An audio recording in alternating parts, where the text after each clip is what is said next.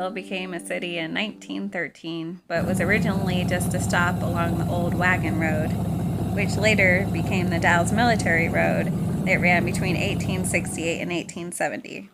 It eventually became the highway we know today, 26.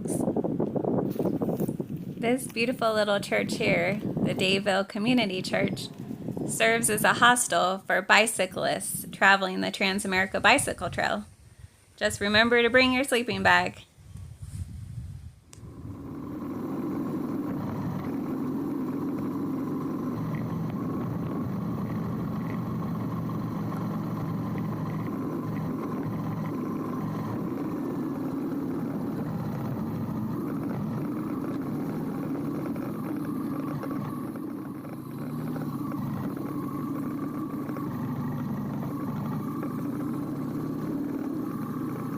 I had to do a double take on this building on the left here as I drove by because it definitely looks haunted to me.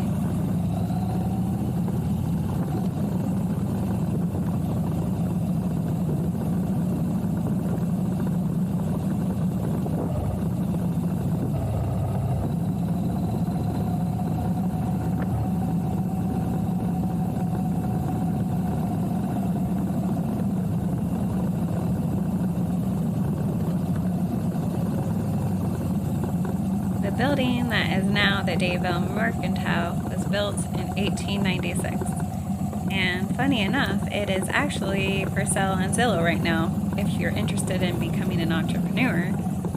It includes a duplex also.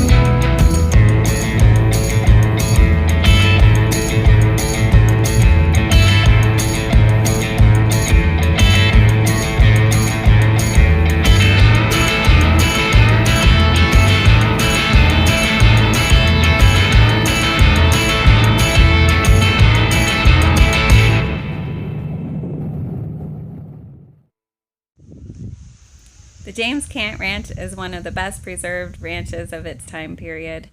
It was purchased by the National Park Service from the family in 1978, but it was originally homesteaded by Floyd Officer in 1898. James Cant bought the ranch in 1910, and he built the big house in 1917 in a period that took about 2 years.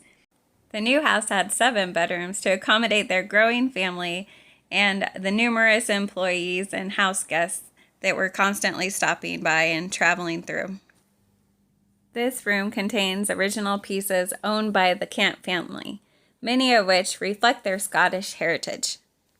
The rooms upstairs served as a classroom for the Cant children, and many local children came to learn there as well, since the nearest school was in Daveville, which was way too far to travel by horse every day. Today, most of the other rooms serve as offices for the park services. This building here served as a bunkhouse for the many ranch employees.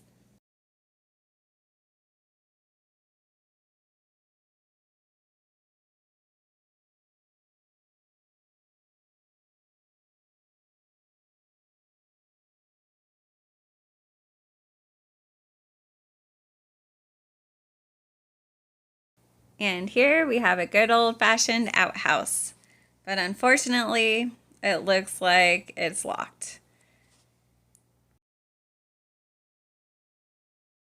The construction date of this cabin is unknown, but it was used for storage by Floyd Officer and later on by the Cant family to live in before they built their big house.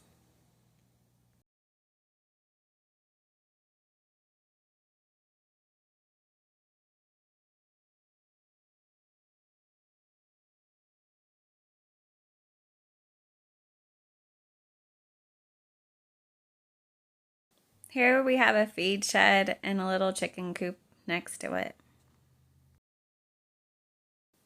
This was the blacksmith shop, but now it serves as office space.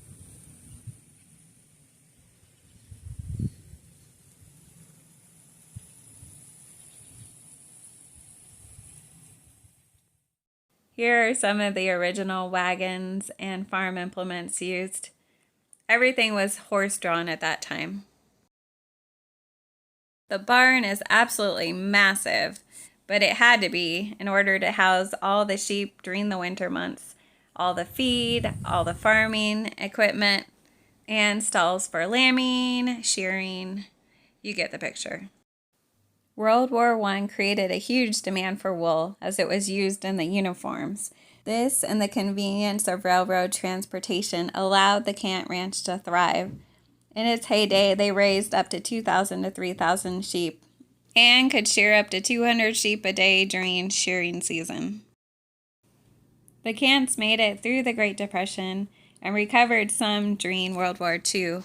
However, it became so difficult to find good sheep herders and laborers that they switched to cattle ranching in 1946. Today, we're so lucky to be able to still see this beautiful, unique piece of Central Oregon history.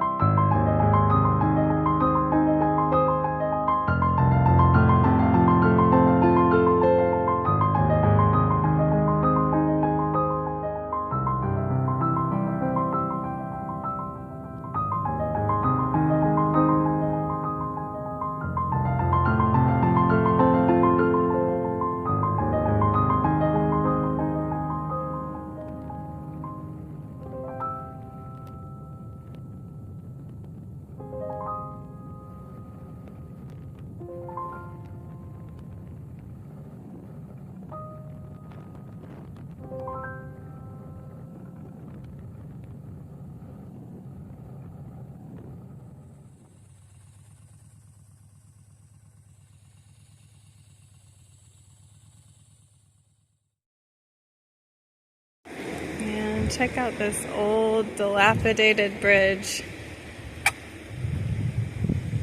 Pretty cool.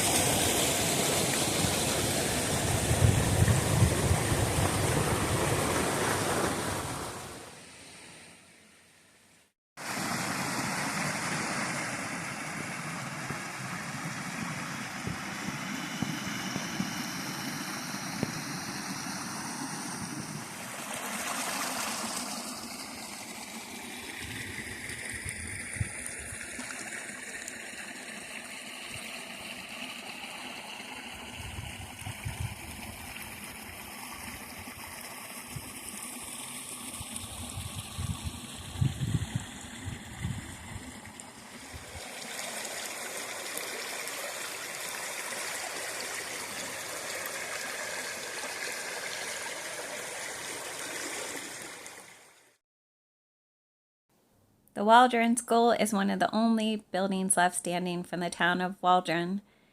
The Waldron School was built in 1874 and has been lovingly maintained and cared for since.